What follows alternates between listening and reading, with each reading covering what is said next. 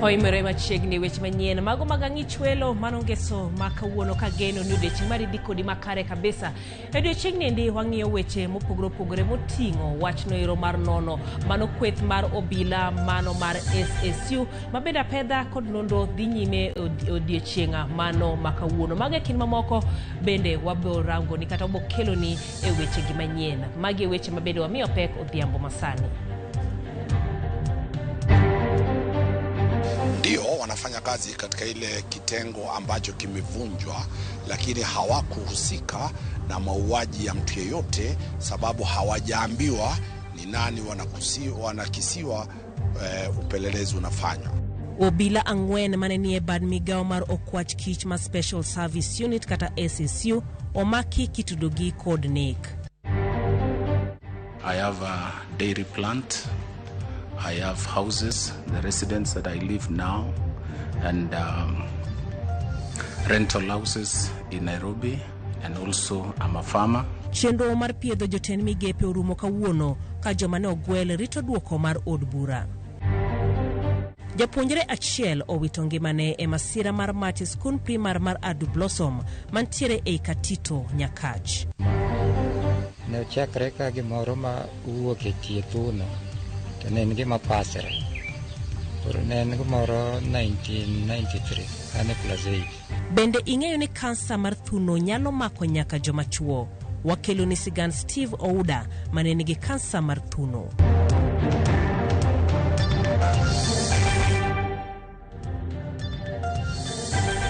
Machiegni luonga ni Jaelieta jaloko marwa en Belinda Adhiambo. Obila ng'wen mag kweth obila mag okwach kich mano ma Special Service Unit kata SSU ne ondhi e sama pedha dhi nyime ne kwethno ero mabende ne jatend piny William Ruto oketho. Obila go itudo kod tiyo marach kod apis chano ketho chik kod ndhiyo jomoko tok chik.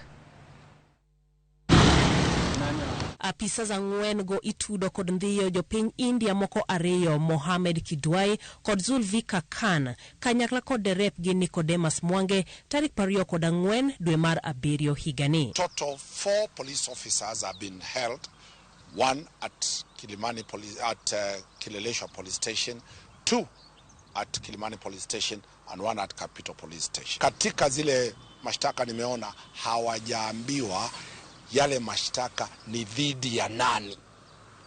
Yametajwa tu bila kuambiwa ni Waindi, bila kuambiwa ni Omari, bila kuambiwa mtu fulani. Kata kamano, okil mar obilago Dantan Omari otamore keth mitudogigo komedo ni chal kagima idwani obilago ochiw neno mar tudo jodito moko kod ketho mamoko. Walikuwa wanaambiwa kwamba waweze kuwataja na kuwasingizia maafisa wakuu katika idara ya polisi, ili kwamba hawa wanne wakifanya hivyo wataweza kufanywa wao kuwa state witness. Wale maafisa maklansy wangu walikataa na wakasema kwamba wanachokiulizwa hawakijui.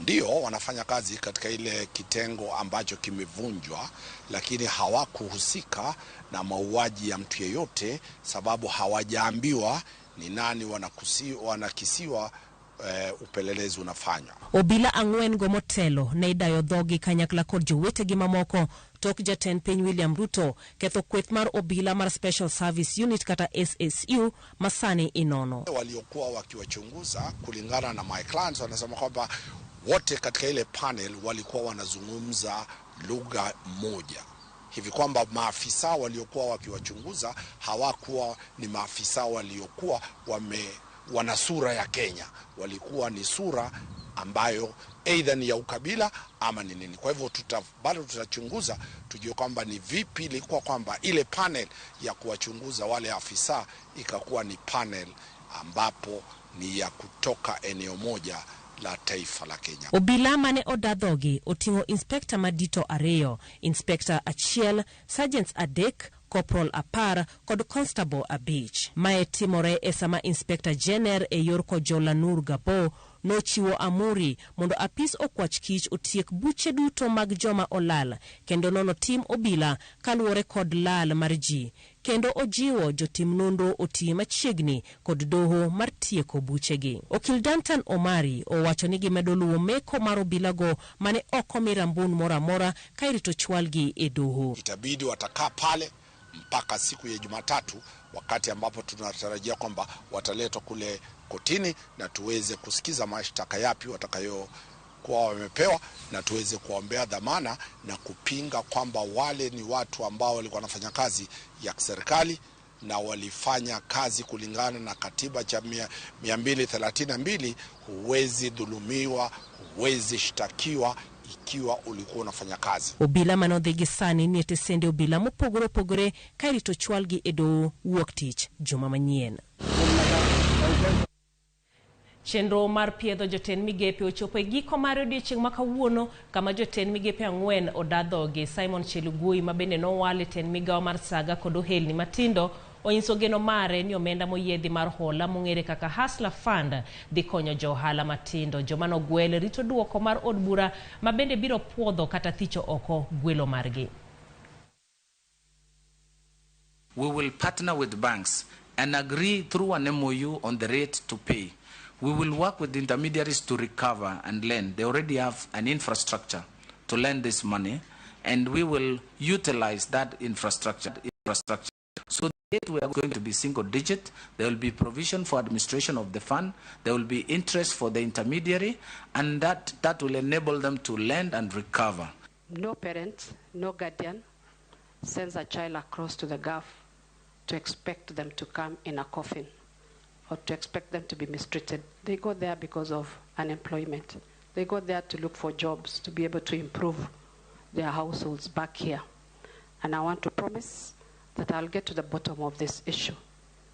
I want to assure you, Chair, honorable members, His Excellency the President, that if afforded this opportunity through confirmation, that I will bring my energy and effort to bring a full expression to this office as currently set out in the Constitution, and will remain true to the Constitution and to the values and principles of public service.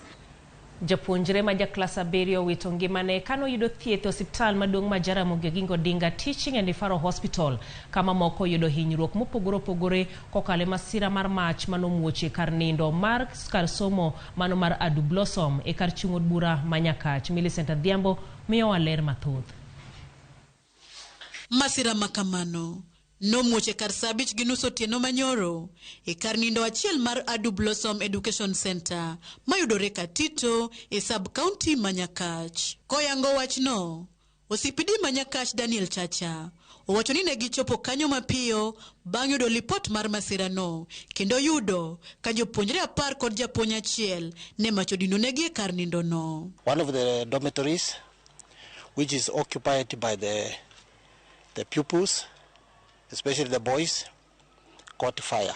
That information reached us. We responded towards that particular incident. Etwakne kod Ramogi TV olero ni reso ji 11 go ne obedo matek kalure ni dhod kar nindo no ne olorore gi iye gino mane ochuno mondo gitur dhod no eka giresgi. It really took time to break the door that was locked from inside. However, We managed to break the door and assisted the banned pupil plus a teacher who was inside this particular dorm to get out. Chacha bende omedo ni obila mag okwach kich osechako timo nonro matut mar yango gino madine kel masira mar mach makamano. We have commenced investigations. With me, I have the Sub-County Criminal Investigation Officer who is with me here to conduct the investigation. We have been in the school since last night at 11 to try and get to know what really caused this fire. And up to now we are here. Investigation is on a advanced stage.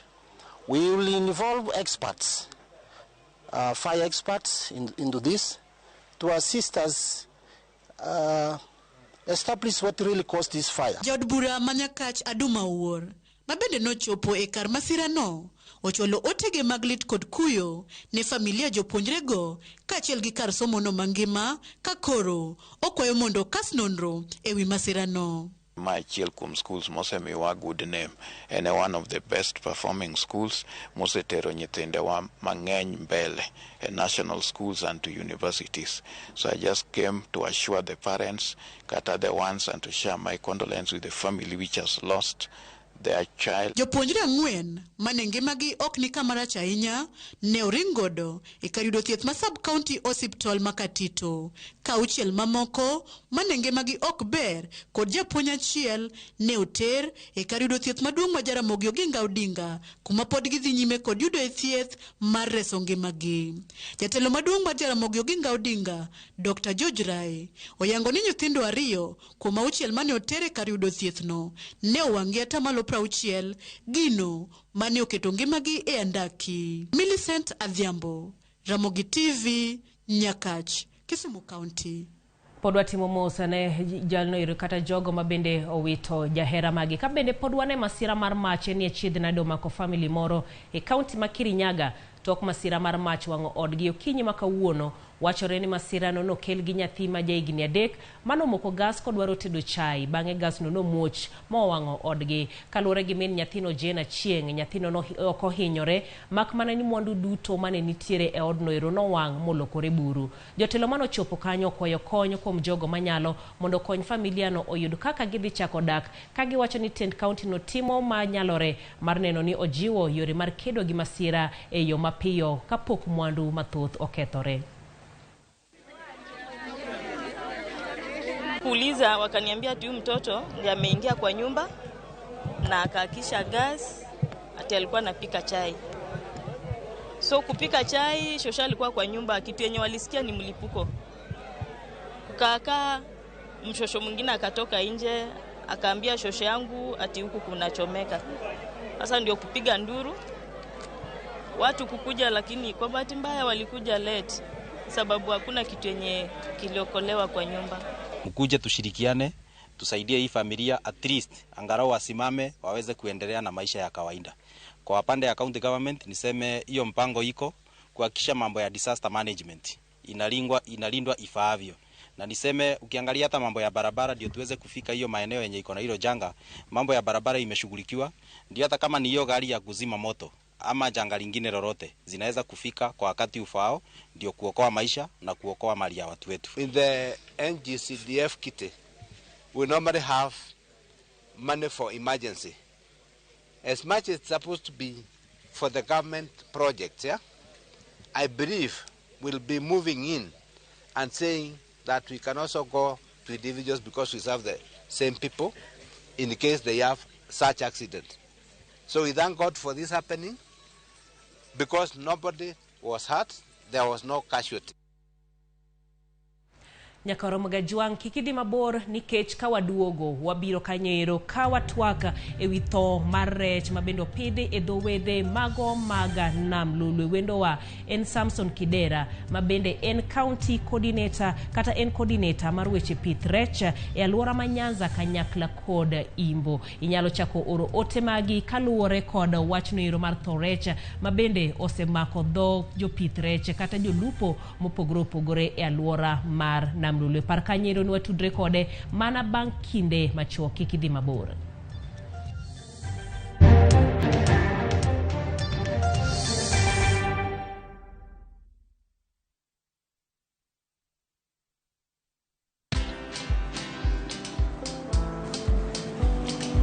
Chal nade? Chal ka gimi kaka ng'iyo sim gi pacha te? Kiki ahinya. En mana ni asebedo e story ahinya. Mana kaka rali manyochacha ne chal ka gima ne an kanyo kane otimo. Kendo kane iyawo chiro manyien ne chal ka gima ne an kanyo. Sama ne imiyo welo mapacho ka nengo mogonyore nam chumbi ne antie. In bende inyalo bedo e story kamora mora. Download mana Citizen Digital. Bed iyo ng'ala manyime gi weche manyien ka gi tuch kod gik mamoko ka gi timore kendo opogore pacho ka kod pinje ma oko. Download Citizen Digital. Citizen Digital. The league tables are taking shape. Winning on Shabeki.com is getting easier. Enjoy highly boosted odds on the English Premier League, French Ligue 1, Spanish La Liga, Italian Serie A, and many top leagues only on Shabeki.com. Kuwa Shabeki. Play now. Strictly not for persons under the age of 18. Betting can be addictive. Play responsibly. Shabeki.com is authorized and regulated by the BCLB. License number 416. Shabeki.com.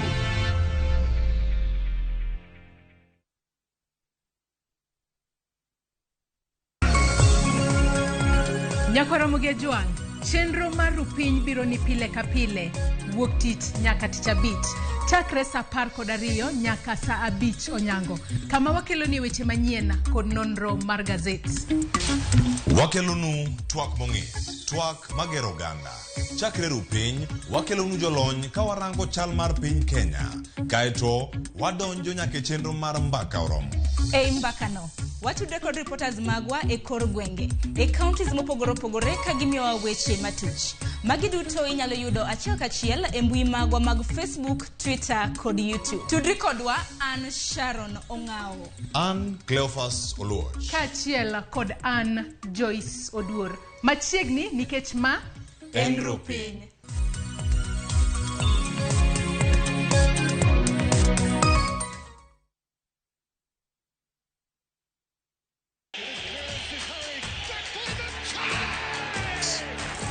Have doodles taken over your home? Hey, I need to suck your blood. Get Bolt and get your home back. Unlike other insecticides made from toxic synthetic pyrethroids, Bolt is made from 100% natural Kenyan pyrethrum, making it gentle on you but deadly on flying and crawling insects. When doodles strike, stop them dead. Bolt insecticide, gentle on you, deadly on doodles.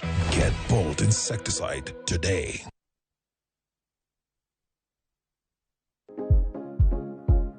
Kiseluoko yier wiyi kod shampoo, onego iwe mondo otuo, mano biro miyo obedo kendo natural, kendo manyilni maber.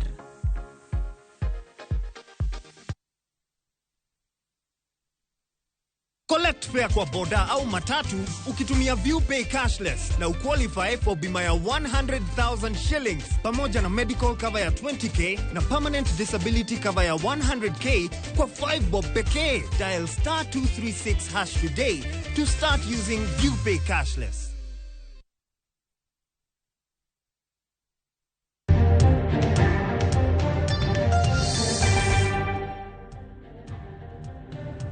Machiegni kendo jopith rech e dho wath ma uthanye kar chung' od bura mano maseme nyogolo ywak ewi tho mar rech mopidhi e dho wadhno. Giwacho ni ok gin kod ler ewi gima kelo tho mag rech goeko. Mae lipot ma Millicent Adhiambo nyolosonwa tok twak kod jopith rech maseme. Piolel kabisa ogonglo bende ni malo te gimora mora tho e nam. Rech mane ina monego chamo setho te. Koro ywak mantie nto itimo nang'o?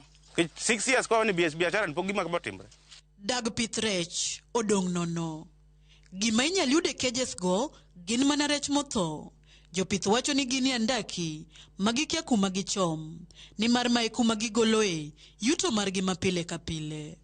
Walal ka keja chiel moting'o rech 5,000. The lowest minyalo yudo en 500.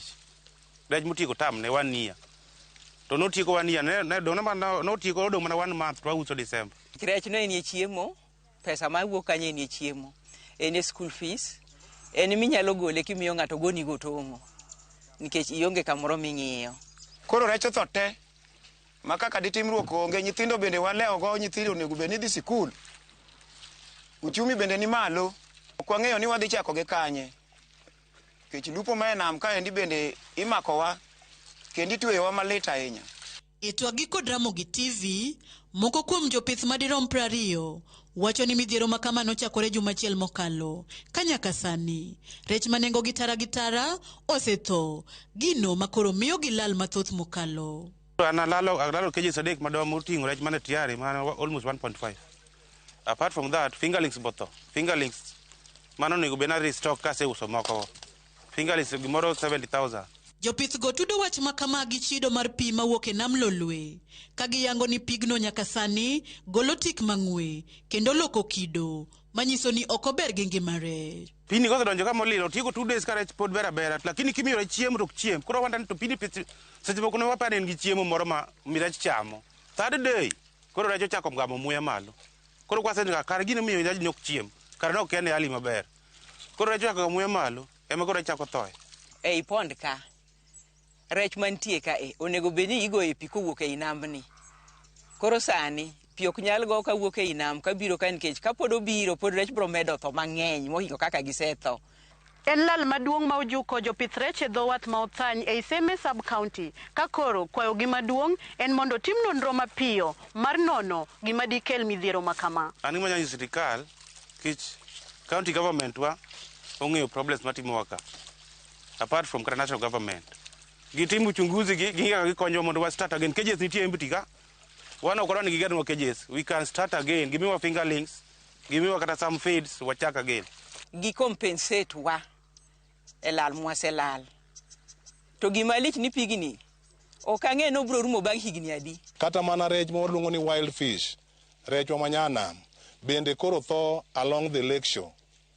Koro mago duto te gen gima they affect almost all the fisher for community. Komachielo, jatatije e Kenya Marine and Fisheries Research Institute, Dr. Christopher Aura, wacho ni gisetimo nonro ewi wach madibed ni okelo tho mag rech go, ka wacho ni midhiero makamano itudo kod lokruok mar kor lwasi. Now this is an effect of climate change. Now because of these extremes in weather, now an aquatic ecosystem like a lake, it undergoes water mixing. Now a bit cold water replaces the warm water, and this warm water is dispersed over a distance. And it may happen that it is being dispersed over a distance where we have cages. And something that is quite unfortunate is that some of these cages are located in shallow areas where there is now minimal circulation to counter the spotted upwelling. And that subjects this fish to a shock. Jopith rech go koro okwa mondo kik bed ka wito rech mothogo kendo e nam, ni mar mano biro mana medo kelo midhiero ne rech mamoko. Millicent Adhiambo, Ramogi TV, Seme, Kisumu County. Lipodno mar Millicent Adhiambo mabende osegolo paro mopogore opogore ewi gino mabende kelo lala ne jopith kata tho mago mag rech e nam. Emomiyo obedo koda twak kod jalony marwa e Odhiambo mano makawuono Samson Kidera kantiere e studio wa ma Kisumu. Samson, erokamano ahinya kuom tudori kodwa e Odhiambo makawuono. Gino mabende ji penjo mabende winjo jalony kanyo kawacho ni lokruok mar kor lwasi ema kelo tho mag rech. To gipenjo ni to mae timore nade machiegni. Erokamano. Penjo mabendi penjo kanyo to ere kaka lokruok mar kor lwasi kelo tho mag rech e nam? Erokamano. Lokruok mar kor lwasi kelo chandruok e nam nikech kaka kor lwasi medo kethore kaka temperature mar piny matiyo ni liet medo dhi malo. Koro ibiro nwang'o ni chon liet manie ei nam ok ne nyal kalo nyiriri 26. To sani liet me kor nam manyocha otim nonro nonwang' ni Gulf ewi nam kaa liet osechopo atamalo 28 nyukta 8. Matiende ni pi medo chwakore, to kaka pi medo chwakore to rech machalo kaka ngege ma jowa pidho ok osebedo kong'iyo gi pi, liet mar pi machalo kamano. Emomiyo koro kaka liet medo dhi mbele kaka bende pi medo chwakore, to pigni ka medo chwakore mamalo ma piny bedo maliet, mamalo bedo mang'ich to gilokore. Koro ka pi lokore kama to muya bende medo rumo. Nikech sama bende pi ochwakore to gik moko be timore e pi ka iluongo ni biological activities. Koro biological activities matimore e pi kaa bende koro dhi medo idho malo. Omiyo koro muya miluongo ni oxygen bet kadok piny. Koro kaka muya ni bedo kadok piny to kaka rech bende medo hinyore. Erokamano ahinya. Awinjo kanyo kiwacho ni rech mag ngege kanyalo paro bende higa mokalo gima kamano timore. To e higa mokalo no ng'enyne rech mane tho gin mago mag mbuta kata Nile perch. Ere pogruok ewi gik matimore e nam to gi rech ma bende koro tho e kind mbuta kanyakla kod mano mar ngege? Erokamano. Ibro neno ni kata chon ndalo mane pod wathindo gima chal kama ne timore. Iluonge ni yugni. To yugni ni kane timore ibiro nwang'o ni jok moko bende wacho ni liudo chuo pi. Koro kani wacho ni liudo chuo pi ibiro nwang'o ka en mana wach mar temperature ni, wach mar atamalo mar liet. Ibiro neno ka otimore mang'eny to otimore e Lake Victoria te. To masani ni ibiro neno nikech wach mar climate change ni osebedo kotimore e kinde ka kinde morudhore. Mana e gima kelo pogruok. To sani waneno ka rechwa mohinyore ahinya gin rech mag ngege ma jowa osebedo ka pidho. Tibiro neno ka ng'eny ngege mohinyore gin ngege moketi e Gulf kama bende ok tut ahinya to otany tany. Erokamano. Dibed ni koro jogo eko ma bende pidho rech e fish cages wangi sud gimed dhi e nam koso ang'o ma jopith rech koro nyalo timo mondo gigeng' lal machalo kodama?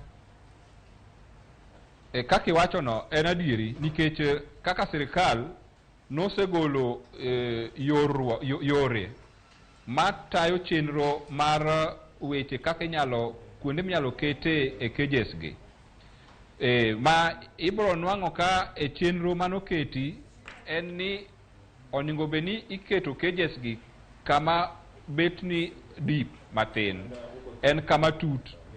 Koro wanyalo medo kwayo jowa ma jopith rech e nam ni wati gi chenro manoketnwa ni mondo kik wane lal machal kama, nikech kwa medo keto cages gi kama thany thany kaka ewi nam Gulf kaa to wabro medo kwa nengo chenro kwa medo lal pile pile. Koro dwaher mondo wawuo gi jowa mondo waket gigi kama tut mok kama thany thany.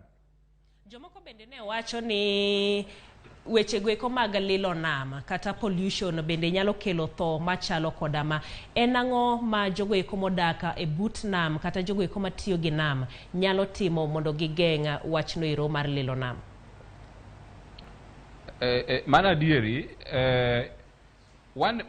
wamedo kwayo ni jowa matiyo alwora mar nam wabed jogo marito alworawa, nikech takataka ma wagolo kopo ni oringo dhi e nam to gine e gik ma kose dhi e nam to gidonjo e pi, to sama ka gisedonjo e pi to gidhi piny mar pi.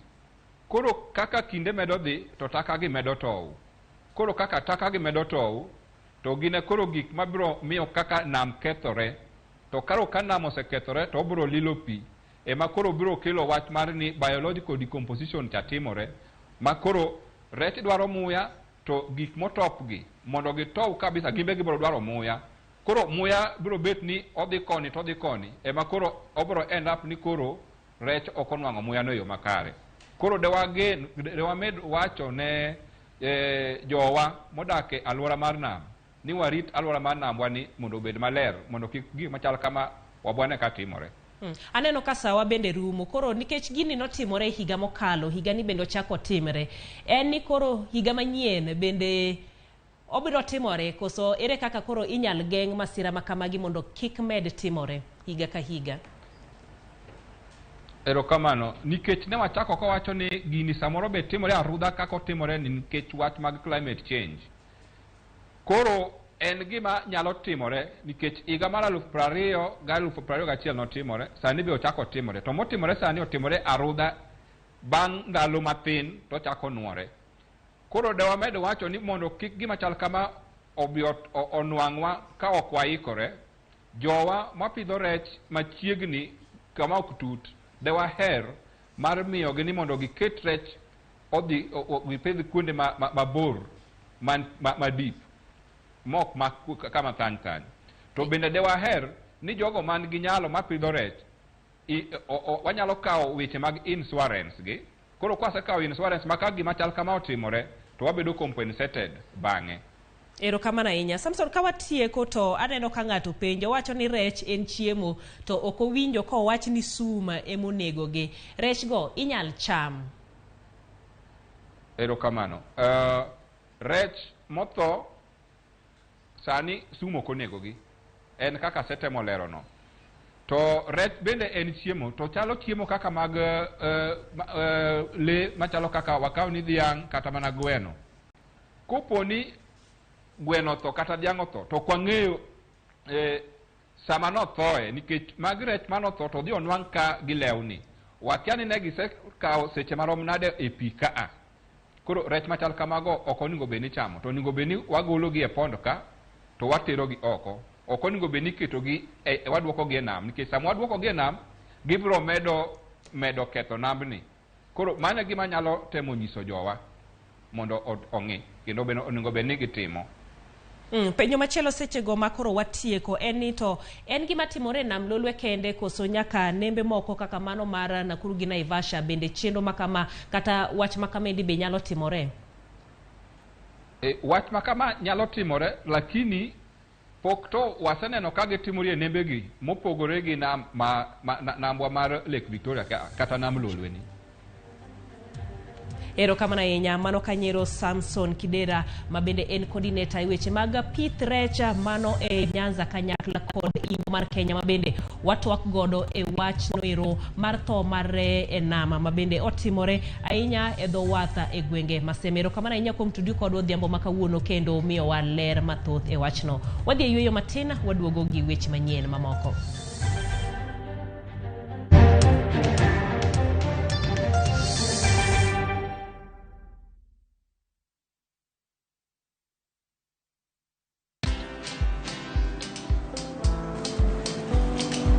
Chal nade? Chal ka gimihum kaka ng'iyo sim gi pacha te? Kik ihum ahinya.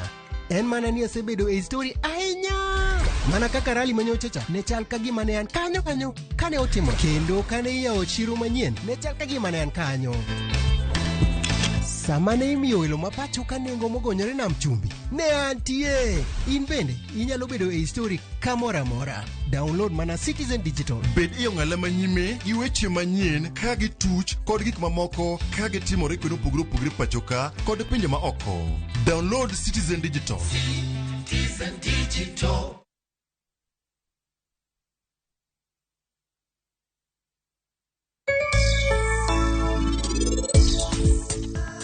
Bihani na wadwa to wanawuone mana chunga arus mari to koro sani adwaro ni mondo arus no timre.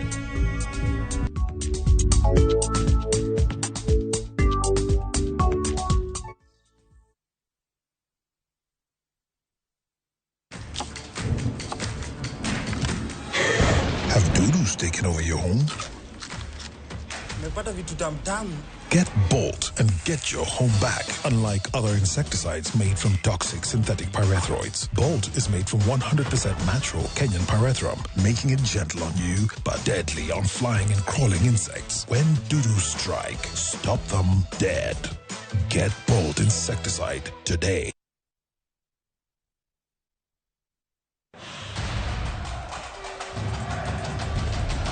The World Cup fever is here with us. Nani atabeba kikombe? Will it be defending champions France, host country Qatar, five-time winners Brazil, Lionel Messi's Argentina, ama will it finally go home to England? We already have the games on shabiki.com. Weka prediction yako sahi when the odds are still high on who you think will win the World Cup. Ushinde chapa. Mapema ndio best. Strictly not for persons under the age of 18. Betting can be addictive. Play responsibly. Shabiki.com is authorized and regulated by the BCLB. License number 416. Shabiki.com.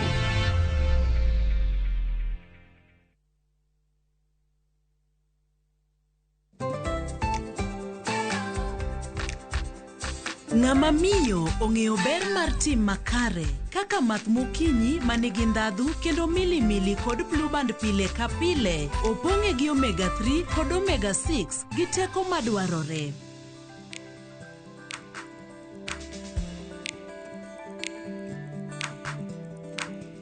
Math mokinyi gi blue band, dongruok mag-gi makare pile ka pile.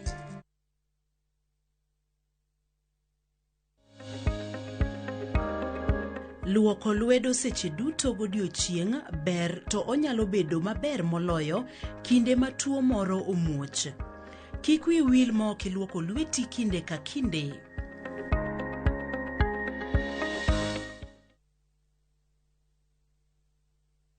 Collect fare kwa boda au matatu ukitumia ViewPay cashless na uqualify for bima ya 100,000 shillings pamoja na medical cover ya 20k na permanent disability cover ya 100k kwa 5 bob pekee. Dial *236# today to start using ViewPay cashless.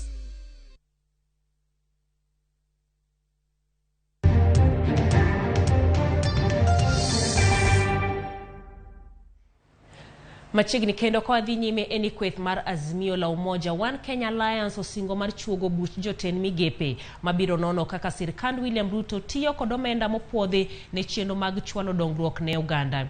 Jatend duond bura mar Wiper Kalonzo Musyoka oyango ni okang' ma kamano biro keto piny owacho tesre mar neno ni jopiny oyudo dongruok ma ok odudore kod mibadhi. Kalonzo noyango magi e kinde mano yuoro e iko mar jaduong' Stanley Aluma Omolo ma en wuon jaod bura ma Homa Bay Town Peter Opondo Kaluma. To the speakers, tusife moyo. Tutajaribu kuwakosoa na tukiwakosoa wasione kama kuna shida. Jana tulisema haraka ni ya nini? There is no cabinet in place.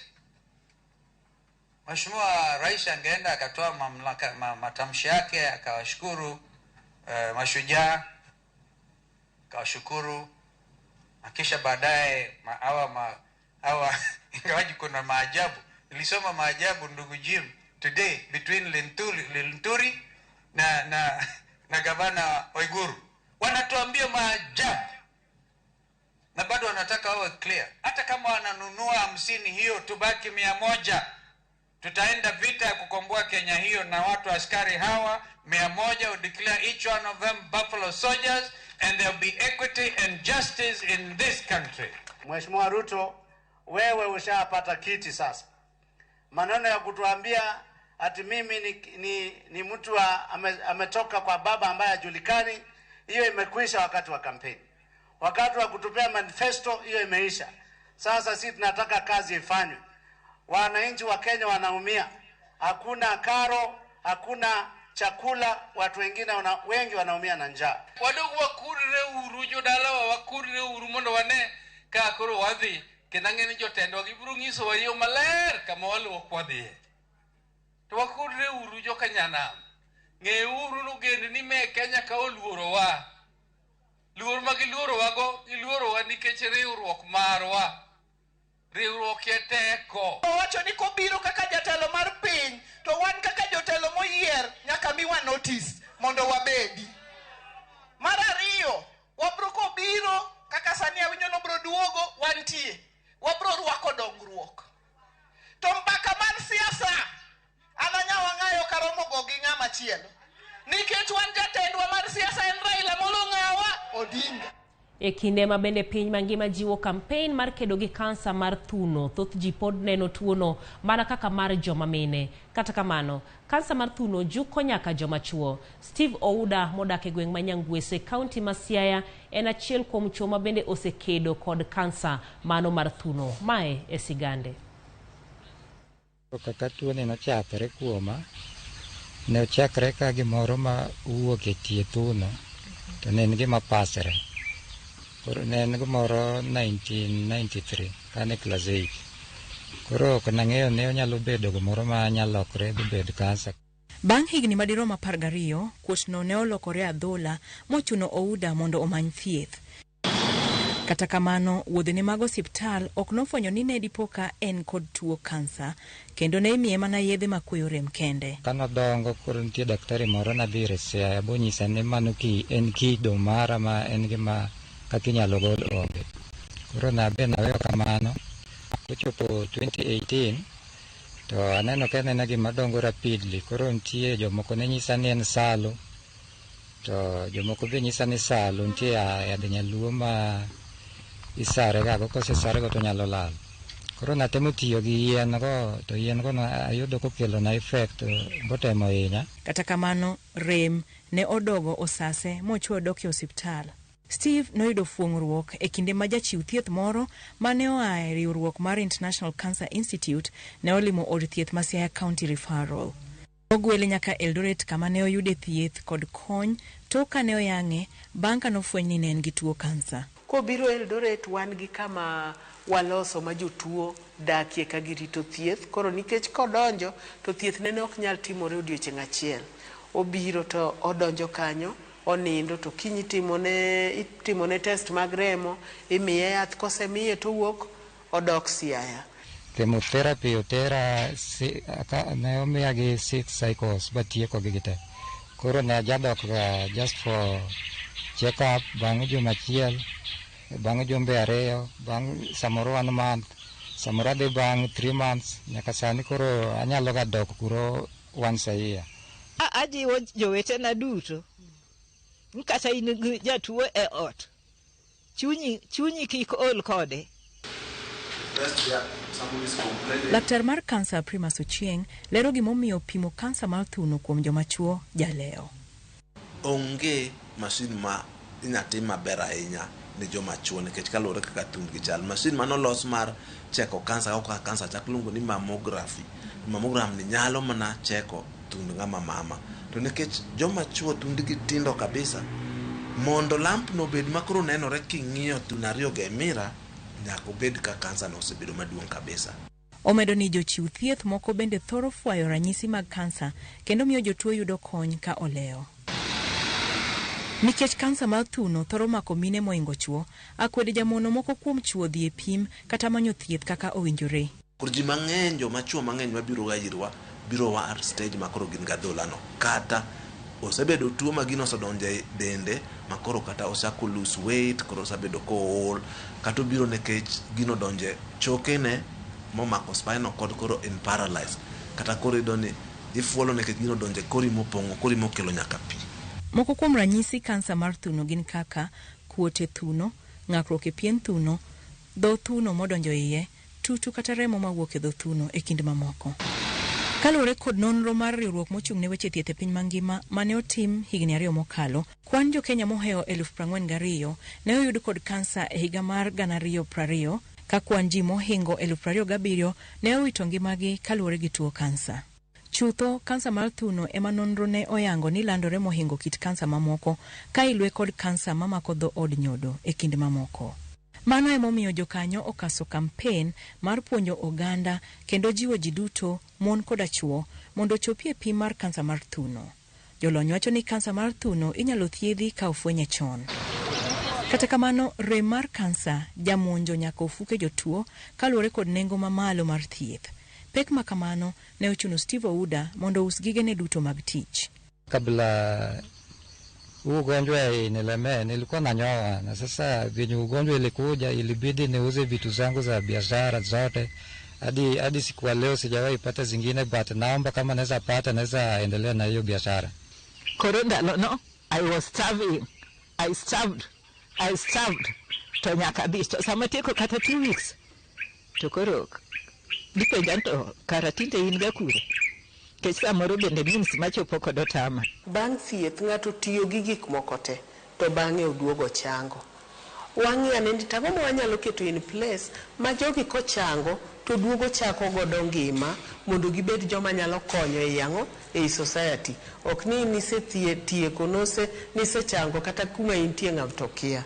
Wamany kaka wanyalo reintegrate them back to the normal life. E kinde ni Ouda tiyo kod thuolo ma engo e jiwo joma chuo mondo odhi e pim ne kansa mar thuno mar fwenyo tuo kendo yudo thieth e sama chon. Korgo wacho ni kineno ka gimoro ok dhi e dendi maber, kini thiedhi to kichangi, onego cheki mondo wang'e ni tuo ma in gono ok en kansa. En COVID masani. Ray Polo, Ramogi TV. Kapod wantiere mane tuo mar kansa en ni min od Musalia Mudavadi Tesi Musalia ojiwo nyiri ma higi ochopo 16 kadhi nyime mondo odhi e pima tuo mar kansa ko wacho ni wakeni duto nyalo yudo kansa, omiyo yot mondo ofwenya chon mondo ochak thieth mare. Ne oloso gi jogo ma bende noloyo tuo no mar kansa kama no yango jiko matiyo gi teko chieng' e kaunti ma Murang'a. Mikai Musalia no wacho ni ber ka tuo no iyudo chon kapok olandore ni mar thieth tuo mar kansa kao omenda mathoth. Jogo manigi tuo kansa medo kwayo piny owacho mondo duok chien nengo mar thieth mare.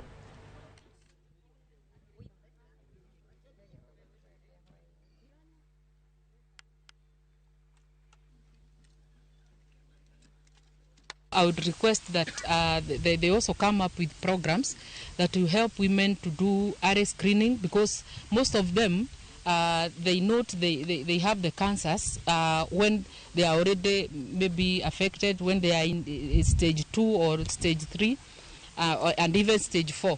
So if there are programs that would assist the women to know their status, their cancer status as RA, this will be of great help to the women. It is important that when your daughter reaches a certain age, and preferably the age of 16 and above, she goes for screening. For yourselves, it is important you go for screening. It is in ourselves. Men, you also get breast cancer. Don't be surprised if you come across your brother, your father, your uncle who has cancer. It happens. Breast cancer also happens to men. When it happens to the women in your home, because it is women who are more prevalent at getting breast cancer, walk with them, support them. Your support is vital. Without your support, as a brother, as a father, as a husband, we cannot get through this. Maloyo mine 4,000 mayache gwenge ma Kilifi no yudo pim makende ma ultrasound kaka yorno mar konyo gengo masira moramora manyalo jokogi kata nyithindo magitingo. Maendi to kaunti ma Kilifi yudo mashinde mag ultrasound kwa embalariany ma Aga Khan mano kokale chenro mar mimba yangu mabende dhiti godo e ute thieth e kaunti no. Laktar Malin Teme no wacho ni pimo iye gi mashina mano mar ultrasound konyo fwenyo chochni chon kendo rango yore mag konyo kapok chochni oido nyathi manie ich kata min mare. And it has really helped our CHP.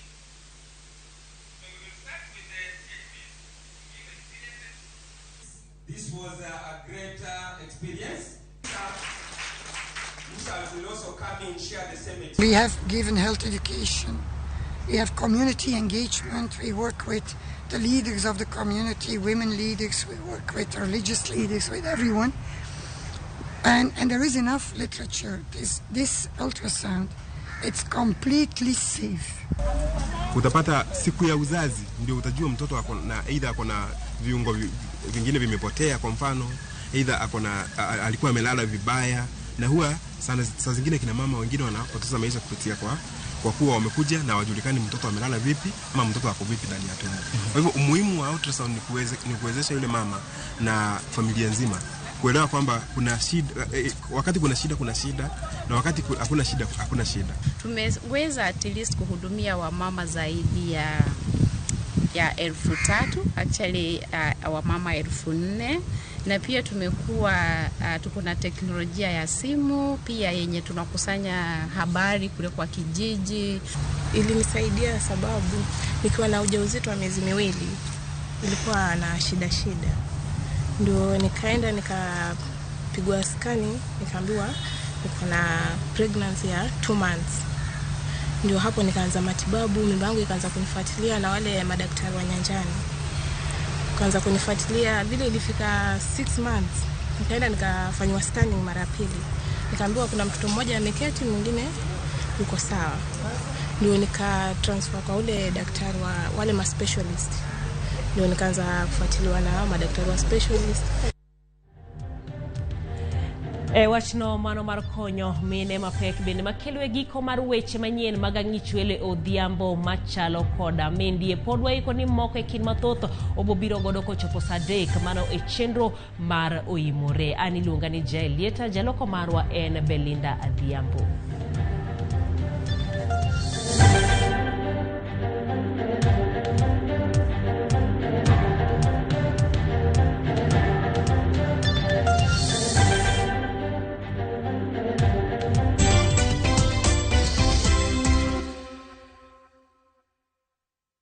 Collect fare kwa boda au matatu ukitumia ViewPay cashless na uqualify for bima ya 100,000 shillings pamoja na medical cover ya 20k na permanent disability cover ya 100k kwa 5 bob pekee. Dial *236# today to start using ViewPay cashless. The league tables are taking shape. Winning on Shabeke.com is getting easier. Enjoy highly boosted odds on the English Premier League, French Ligue 1, Spanish La Liga, Italian Serie A, and many top leagues only on Shabeke.com. Kuwa Shabeke. Play now. Strictly not for persons under the age of 18. Betting can be addictive. Play responsibly. Shabeke.com is authorized and regulated by the BCLB. License number 416. Shabeke.com.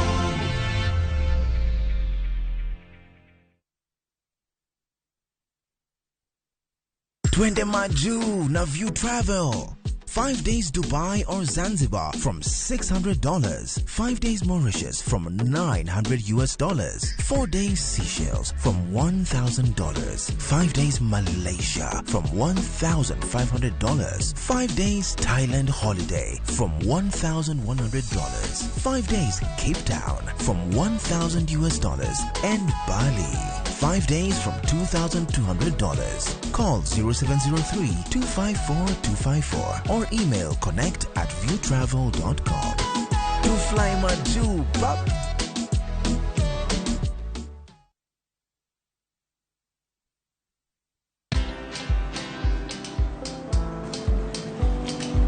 Chal nade?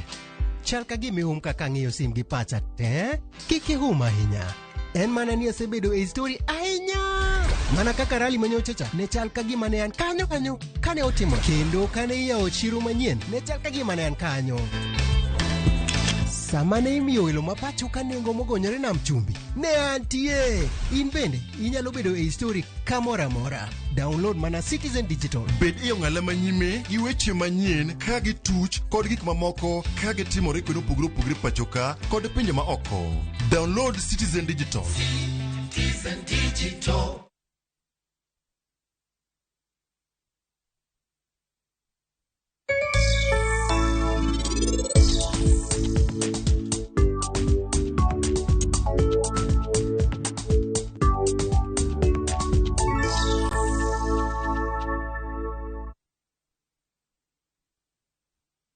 The league tables are taking shape. Winning on Shabeke.com is getting easier.